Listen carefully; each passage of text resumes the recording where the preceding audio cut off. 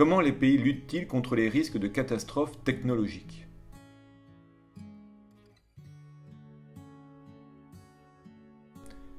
Les risques technologiques, par opposition aux risques naturels provoqués par le fonctionnement de la Terre, sont liés aux activités humaines.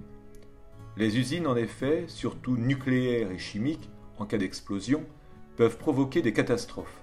C'est ce qui est arrivé dans le golfe du Mexique, aux États-Unis en 2010 et à Fukushima au Japon en 2011. Les risques technologiques sont donc plus nombreux dans les pays développés. Mais lorsque les catastrophes technologiques surviennent dans les pays les plus pauvres, les conséquences humaines sont souvent plus importantes. Ainsi, en Inde, en 1984, l'explosion chimique de Bhopal a provoqué la mort de 20 000 personnes.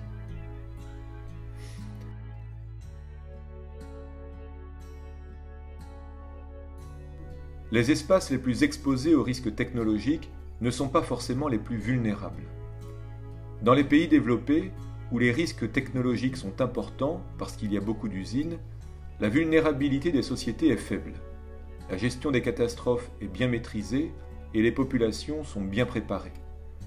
Dans les pays en développement, en revanche, où les risques technologiques sont moins importants parce qu'il y a peu d'usines, la vulnérabilité des sociétés est forte.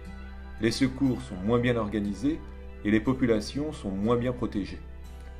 La vulnérabilité d'une société augmente donc avec sa pauvreté.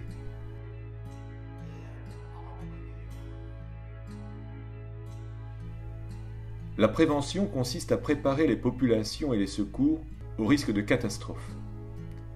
Dans les pays développés, la prévention des risques est bonne. L'État et les services de secours, pompiers, médecins, ont tout prévu. En anticipant la catastrophe, si celle-ci survient, ses effets seront réduits.